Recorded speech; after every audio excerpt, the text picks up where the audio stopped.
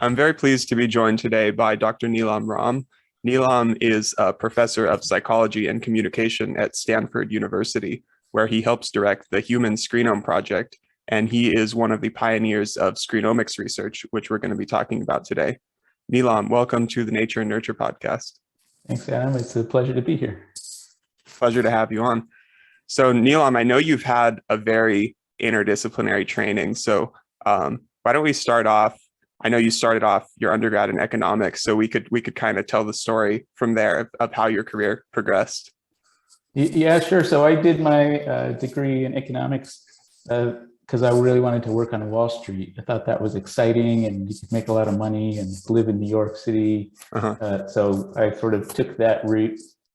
Was lucky enough to get a job on Wall Street working for a bank. I was trading foreign exchange derivatives, which is sort of volatility in foreign exchange prices and how it is that they fluctuate over time, whether there were going to be periods of stability where not too much was happening in the world, and other times when like a war would break out and then you get lots of volatility all of a sudden. So we were trying to understand and make money off of predicting when those changes in volatility were going to happen.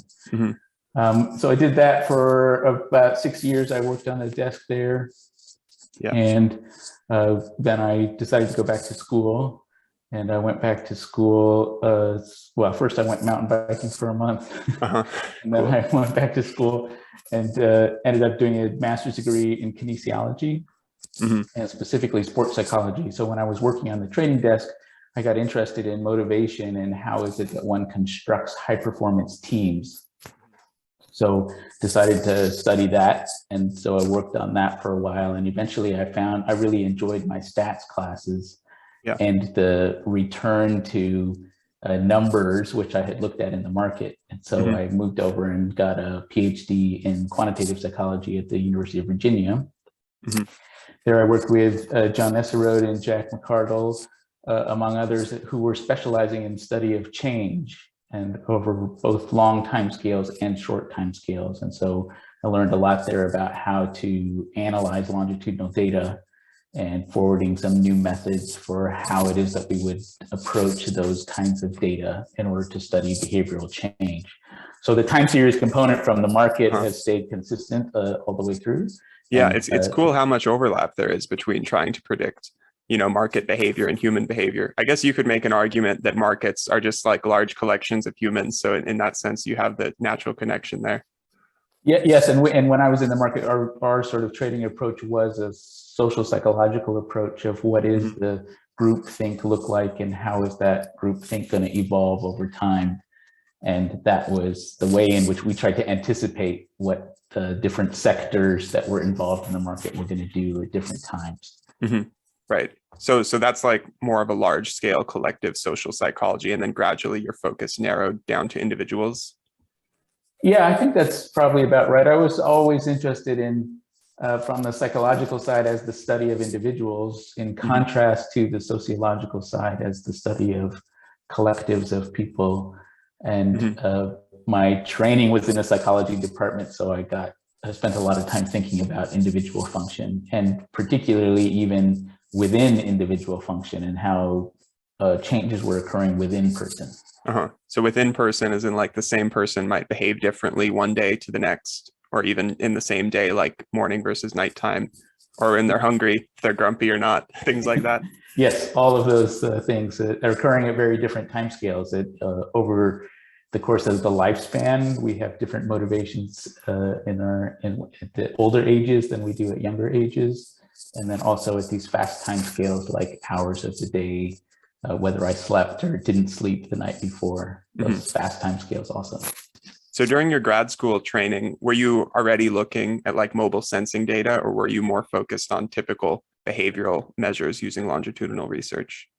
I started off looking at longitudinal panel studies, which were surveys and sometimes assessments, cognitive assessments and physical assessments that were taken every year or 2 years. And that was mostly among aging populations. And one of the projects, one of the first, I guess it wasn't some of the first stuff, but sort of in the middle, I got my advisor got some data, which was people who had been measured every week for multiple weeks, for 36 weeks, over every week for 36 weeks. And that was sort of my introduction into the time series-ish type world, and whether we could use, whether we could develop methods in order to be able to look at within-person changes that were occurring on these relatively fast timescales. And then we also had daily data, and started working with daily data. It wasn't until I got to Penn State and started conducting my own studies, experience sampling was starting to get easier and more possible because smartphones had just come out. And so us being able to deliver questionnaires multiple times a day, those devices really accelerated the capability to be able to obtain those kinds of data. Right. Yeah. So I guess looking at smartphone data and within-person rapid changes, it was a natural next step to focus on development as opposed to these aging populations. Yeah, and I'm not sure totally why, because I started crawling down the lifespan.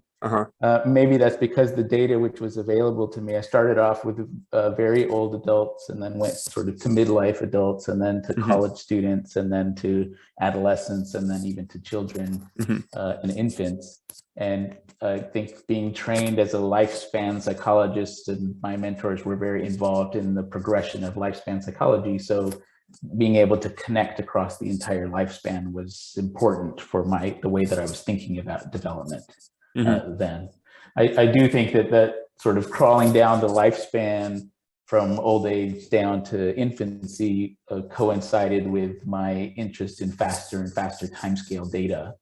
And the availability of the fast timescale data just happened to be with younger people. Yeah, because children are changing at a much faster rate. Yes, right. So many of the designs which people have used are collecting data more and more often. How do you think your perspective was different looking at that lifespan approach as opposed to people who are trained in developmental psychology, like traditional developmental training? Yeah, so one contrast which I see is the real focus on the connection between phases of life, so that those infants will become toddlers and those toddlers will become children and the children will become adolescents, and that there's some continuity across all of those stages, and that one cannot study one stage in isolation from other stages. So being cognizant of how it is that developments which occurred earlier might influence developments that occurred later. And developmentalists often do focus on a particular stage. Yes, and I would say another one is that, so I was at a talk recently in talking about infancy as a model system for studying a particular process. And then I am using the limited capabilities that children have in order to be able to understand a particular cognitive process of interest. We've also done that at the end of the lifespan and say the last few years of life are an interesting model system in that language in order to study between person differences, because we can see them easier at that place in the lifespan compared to other places in the lifespan.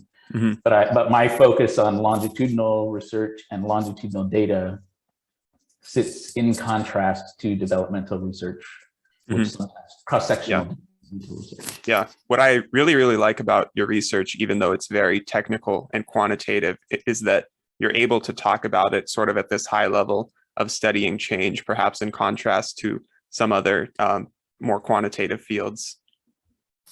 Yeah, it's fun. Something that we try to do. When I was choosing what to do with my PhD in, I could have gone straight up math, but I somehow wanted to connect to behavior in people. So it's always been important to me to be able to connect the methodological aspects together with the substantive phenomena, psychological phenomena in particular that I'm interested in. So you mentioned early in your academic career at Penn State, experience sampling was starting to take off, which is like asking for daily progress reports, whether via surveys or smartphone taps of people's daily experiences. So I guess from there, and then what time was this? Like maybe in early 2010s or late 2000s? I would say, so we started collecting data on May 10th, 2010, after a long ramp into deployment on smartphones. And so I think that put us as one of the first groups who was collecting data via smartphones that we gave to the participants. Yeah, so all of this was right around the time that smartphones and social media really started to become a big thing. Yes, right. That was that was what was exciting about it at that time. Being able to use those devices in order to be able to get data in situ as people were going about their daily lives. Yeah. So seeing it that way, it not only makes sense that this was a natural progression for your work, but also that you're really one of the pioneers in terms of this social media analysis thing. Well, I'm not often characterized as doing social media in particular, but smartphones and the ubiquity, and at that time we didn't know that smartphones were going to take off as much as they have, but the idea that you could carry around these devices with you and obtain lots of information from them and provide them with information, that was really exciting. How much was this kind of like sort of a new discovery in psychology versus like taking an existing application? I'm thinking of ecological studies, like placing, let's say, recording devices near animals, and it seems like the methodology is very similar, except it took psychology research a bit longer to catch up. Is that right to frame it that way? Well, I'm not sure I would be so, I like the framing, but I'm not sure I would be so strong in my statement that people have been doing this type of work for a century. And say even with the devices that were available in the 1960s, Csikszentmihalyi was already doing what were the 1960s version of experience sampling studies. So I think we have a long history of even going back further, like the idea of ecological validity in psychology was emerging as we should be representing the world as it exists, as people are exposed to it in real life. So I think that these ideas have been around for a long time, and certainly even like Piaget was studying through observation in situ what it was that children were doing and how it was they were developing. I see. Yeah. So the ideas in history were there, but the novel thing was the technology suddenly came around to make this much easier. Yes, right. That I totally agree. So now longitudinal data is way easier to collect than it used to be. And that pushes me to think that we should be getting more longitudinal data. We don't need to rely on cross-sectional data anymore. So it sounds like at the early stages of this mobile sensing work, the idea was still using the technologies to capture real world behavior, whether that was through experience sampling surveys or maybe audio recordings or things like that. And then only as the technology became more ubiquitous did you start looking at the behavior on the devices itself. Is that right? Yes. Once we got access to more internal signals that were being stored on the device, then we said, oh, people are acting as sensors of a variety of different things as well. We can get the GPS tracks. We can get how much light it is that they're being exposed to, how much sound it is they're being exposed to. And then as more and more of life moved onto the screen and you could be interactive with the media, then that in itself became an interesting piece of context that was influencing people's lives and allowing us to observe aspects of behavior. Yeah, I think this would be a good place to provide a brief high-level introduction to what the goals of the Human Screenome project are, and then knowing that we could return to some of the details about how this evolved. Yeah, sure. So together with colleagues here at Stanford, Byron Reeves and Tom Robinson, we've been working on what we're calling Screenomics and the Human Screenome project. We install software on participants' devices that collects screenshots of everything that appears on those screens every 5 seconds. So we get very intensive image time series of the ways in which people are interacting with their devices, what it is that they're reading, what it is that they're seeing, what it is that they're typing into the devices, how it is that they're interacting with the devices. So in a very sort of rigorous privacy respecting and equity respecting protocol, that these are being treated as very private data, but we Mhm. are able to get intensive time series that allow us to observe and try to model, from my perspective, the different kinds of behavior that people are engaged with in their daily lives. Thank you. So when did you first get the idea of taking screenshots from devices and looking at short timescale change? Well, short timescales change we were already interested in. I was at the Center for Advanced Study in Behavioral Science at Stanford on sabbatical in about 2013, and Byron Reeves and I happened to be serendipitously in offices next to each other. And he's a media psychologist who was very interested in what was being delivered to the device and appearing on the screen. And I was a psychologist interested in analyzing longitudinal data and how to use those signals in order to understand behavior. And so through our conversations, daily conversations that were happening on the deck there overlooking the Stanford campus, we started talking about where these merged, sort of the stimuli that was being presented to people in their daily lives and how individuals were responding to those stimuli in daily lives. And so that sort of launched the set of studies that Byron's students were able to write some software that allowed us to get the first screenshots and to try to figure out how to analyze them. What do you think is different about digital behavior as opposed to real world behavior? And what are some of the main questions that you're hoping to answer that are unique to this type of methodology? Yeah, so I think probably from Byron's influence, one of his books is called The Media Equation.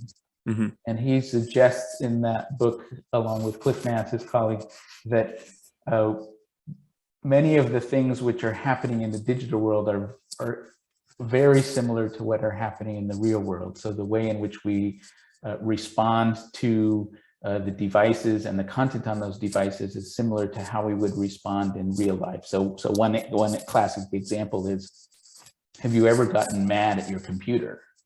And that means that if you can get mad at your computer, then it's able to do things which other people in your life could also do that you might get mad at. So certainly these stimuli are provoking actions from us that are similar to real life. So I'm viewing less and less that the digital world is different from the real world. And certainly in the last few years, it's been demonstrated to us that much of life is conducted through the digital world. So we're having this conversation right now through a digital format, which allows us to be able to engage in the conversation. So I'm not seeing them as being different from each other, but much more complementary. And that we are all doing both of them together.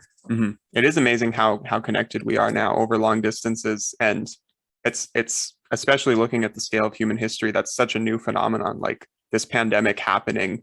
I mean, we were all quarantined, but at the same time, you have these things like video chats. So it was much more social than it could have been. Yes, and thank goodness for that. Also, we received a lot of benefits as humanity in order to do that, and let's hope that will continue as we go forward.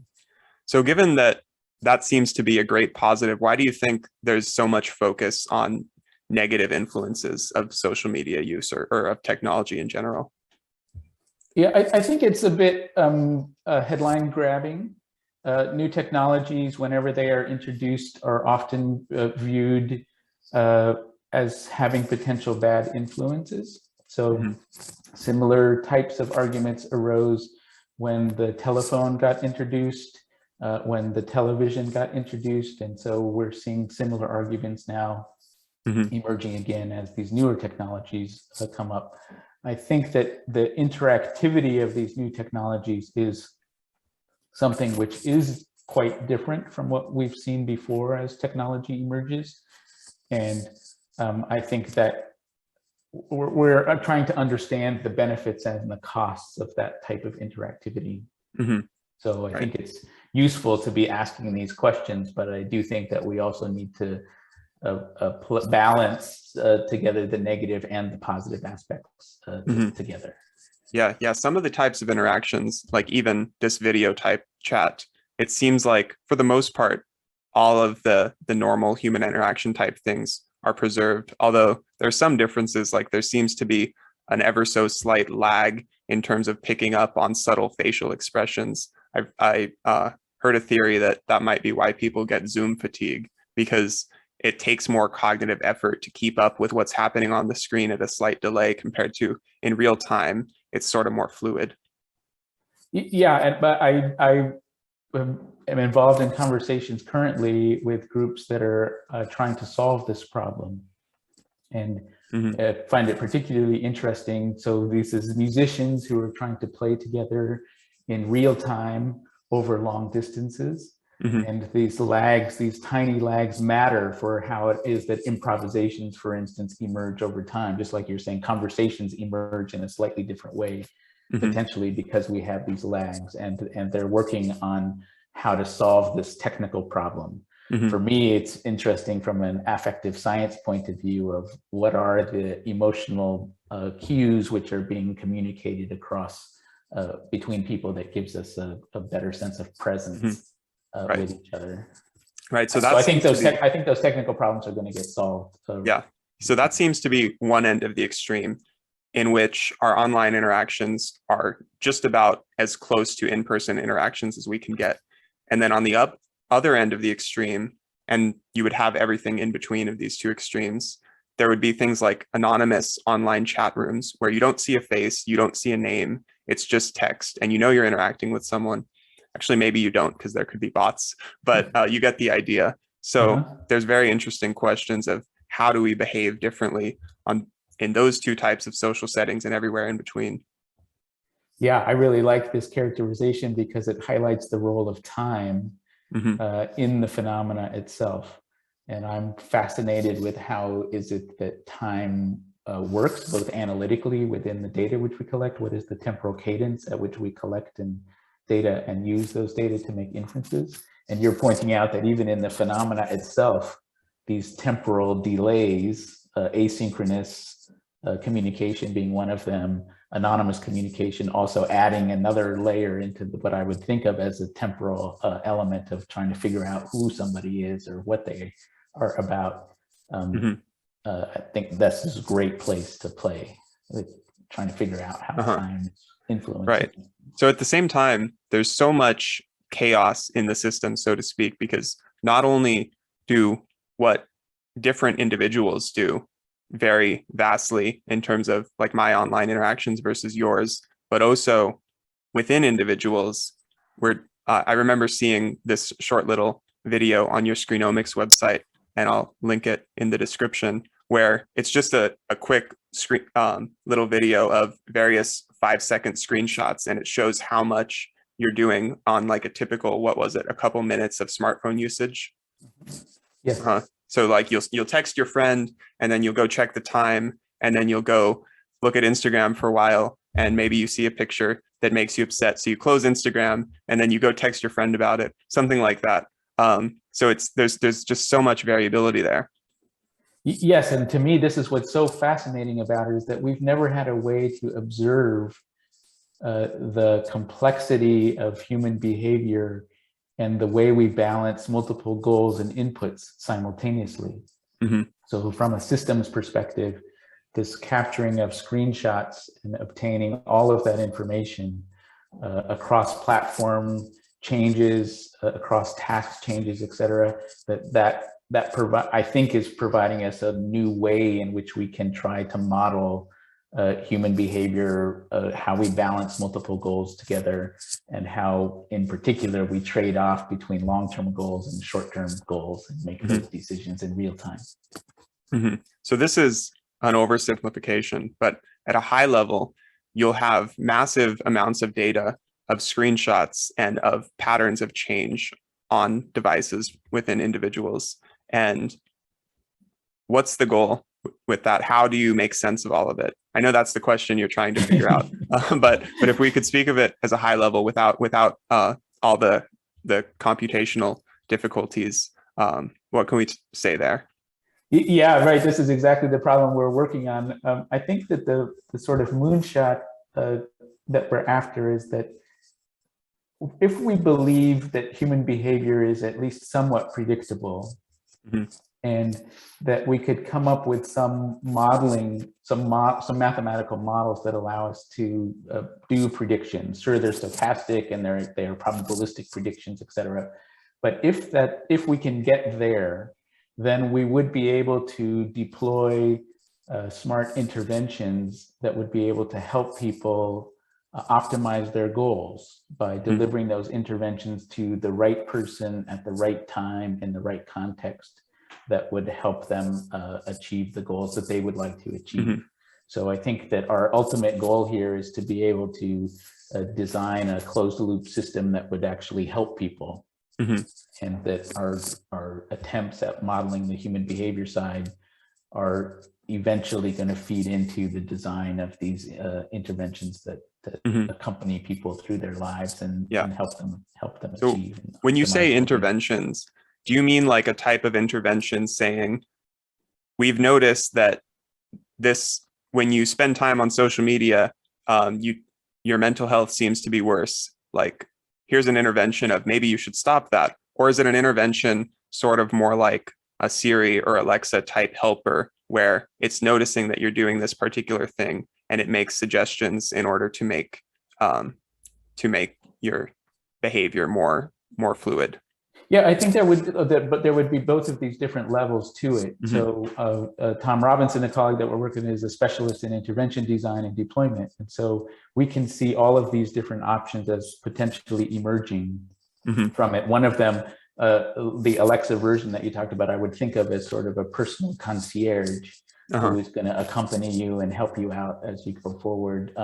You also, the one that you talked about before, about sort of delivering information about patterns and providing people with their own data in order that they can see insights from those data and engage in behavior change from there. So the latter form, it seems like we have some version of that already. For example, I noticed that if I take out my navigation at a certain time of day, my phone will suggest a location, and it's often the location I'm intending to go, probably because it's figured out that I go that place at that time often enough. Now, it seems like that's something that the algorithm has been able to learn just based on actually, I really don't know how it works, but what is unique about screenomics what would be brought on by screenomics research that couldn't be done with what we already have? Yeah, so I think what you're pointing out is that there are already a very intensive data being collected on your behavior from these devices, and that researchers at companies are working, figuring out how it is that they can use that information in order to make your life easier. So instead of pressing 5 buttons, you only have to press 1 to say, yes, I'm on my way home. Give me the directions to go home based upon your past behavior. And this is a great model for what it is that we would like to do as well, is that we would sort of like to be the mapping directive, sort of helping out for much more complicated behaviors than just getting home. So we're trying to play 3 or 4 goals simultaneously in our lives. I would like to increase my well-being by watching a funny cat video. At the same time, I need to not watch as much TikTok in order that I can actually accomplish the work which I would like to be doing. And how do I optimize the trade-off between all of these many goals simultaneously? And I think we're now getting the data which would allow us to build those much more complicated systems. One thing which we've noticed in the data which we have is that people are really switching from task to task quite quickly. So while you're on your way home, to play off of this example, you decide you need to stop at the grocery store in order to be able to pick something up. And how does that get integrated into the system in a more in a way which is helpful to you? So would you say that the tech companies that are developing these types of algorithms, is it almost like they're doing their own independent sort of screenomics research, or do you think the methodologies are different? As far as we So I think that at the grand view, the approaches are quite similar: obtaining time series data and trying to make inferences about human behavior from those time series data. I think that our approach is a little bit different from what it is that we see out there, in that we are trying to get the cross-platform behavior. So we're not locked into a particular platform where by taking screenshots, we're able to see behavior across multiple platforms. And that we have really championed the idea of that the behavioral models which emerge should be person-specific. And we try to get a model for each person separately before trying to apply models or learn about what's similar or different between the models that describe different people's behavior. So really taking this person-specific approach seriously right from the front is, I think, a little bit different in the way in which we're thinking. We're not thinking about deployment to a billion users at once. We're thinking about, okay, how do I deploy for one individual at a time so that the uniqueness of that individual comes forth and is acknowledged and modeled properly. Right. And you mentioned that the data you have from everyone who's participating, you have their express consent and you store the data in a very secure way. So there are generally, with this type of work, some ethical concerns, but it seems like the academic approach to it is much more, I guess, in mind of those privacy and equity concerns, as opposed to what private companies might be doing. Yes, I think that we by the nature of our work, are looking for public good and trying to figure out ways in which we can collect data and deliver services that are in the service of the public good and the individual good. We are not incentivized by trying to make money. I don't have a profit margin which I have to try to make, and so I'm able, as a researcher, as a university-based researcher, to ask different kinds of questions than an industry-based researcher might have some other pressures which they have to work under. So some of the examples we talked about already have to do, it seems like, more with convenience than public good. So, I mean, for one thing, we could ask, to what extent is convenience a public good, and to what extent is that worth the privacy trade-off that there may be? So why don't we start there, if you have any thoughts about that? Yeah, I think the examples which emerge that make it easy to explain are about convenience, but I think we're all trying to increase people's well-being and health as a domain of interest generally. So, for instance, we could think of another application as being, say we have task switching rate as one of the features which we can extract from the Screenome. And if we start to notice that the task switching rate is changing, this might serve as an early marker of some kind of cognitive decline or an illness. And that would then flag a person for suggesting that they get some extra screening in order to find out if that's a temporary issue or something which might need some larger intervention in it. So I think there's a diagnostic component here also in trying to help people optimize their health.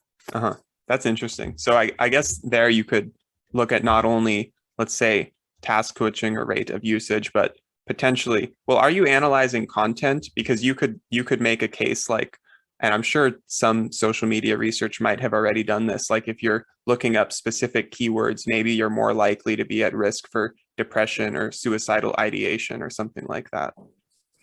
Yes, and so certainly one of the things which we can do with this platform, which is not available in say app logging software, which is often coming from smartphones right now, is that we do have access to the content, and also not just the textual content, but also the pictorial content and the icon content. So that means that we have we can potentially make a more robust picture about how people are moving through a very high dimensional multimedia world, and that there's probably a lot more signal in that world that we would be able to extract.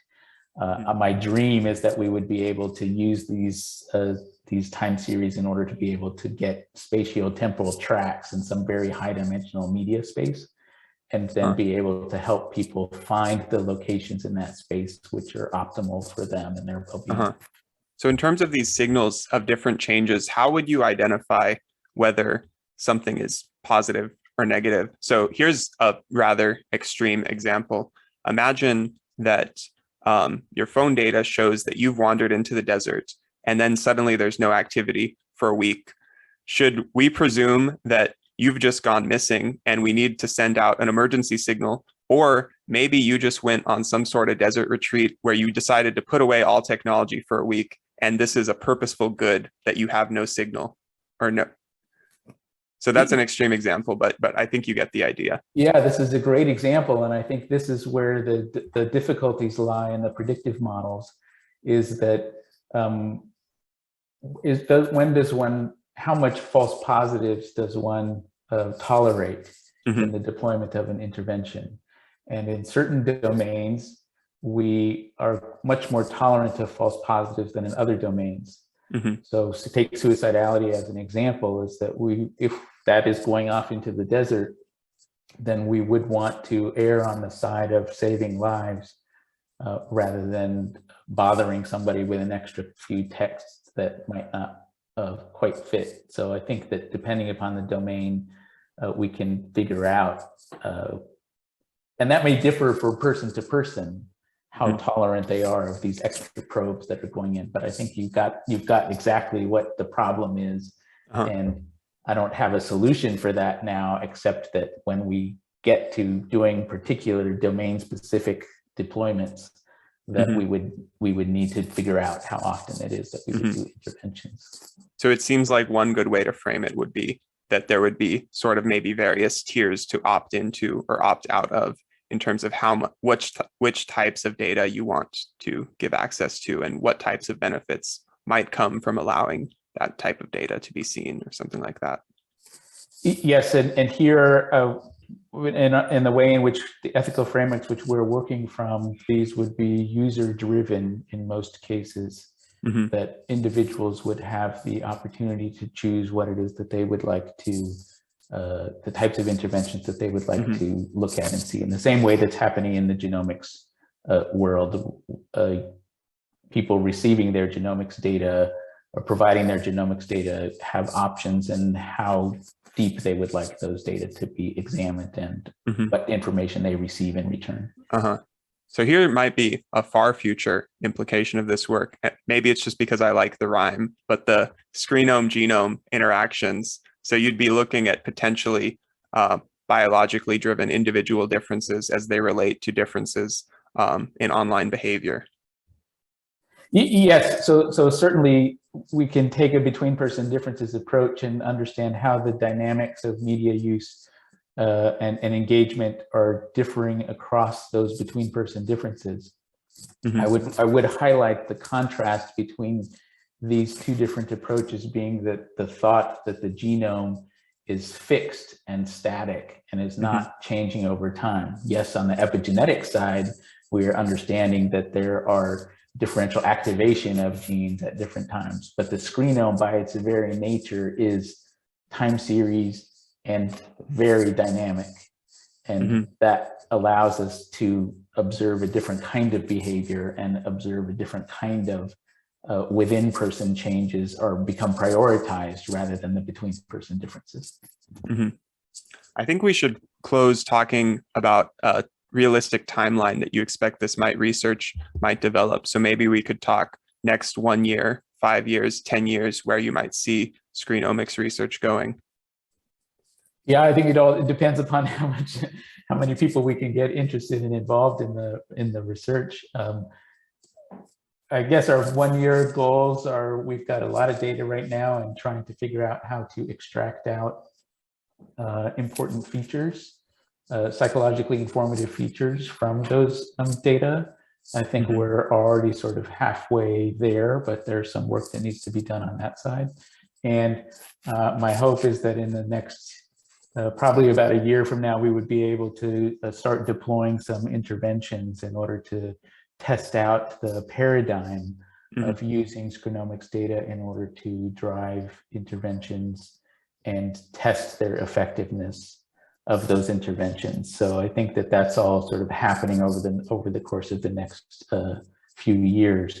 If I look way further down the pipeline, I would say that probably the technology is going to change at some point, and a new iteration of what screenomics is will need to emerge as the next generation of devices also emerge. Right.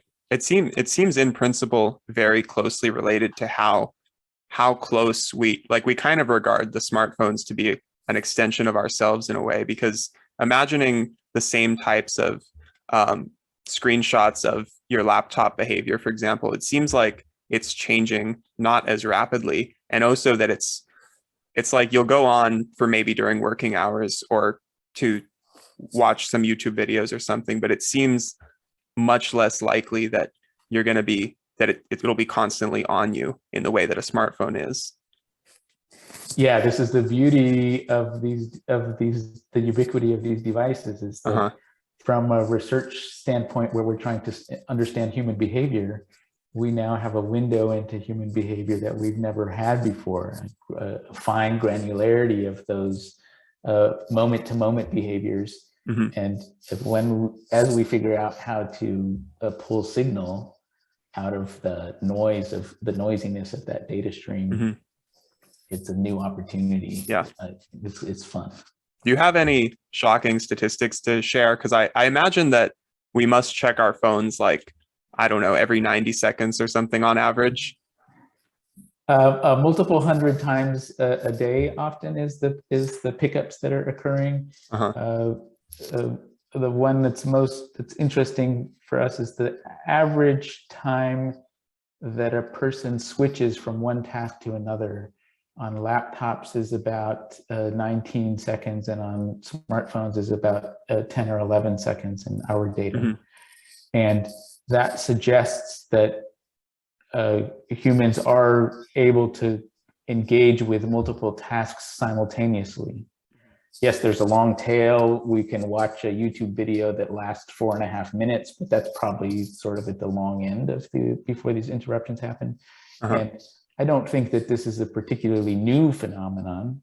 If I used to read the newspaper, the actual paper version of that, I would read and then I would have some thoughts about something else, and then I would go back to reading again.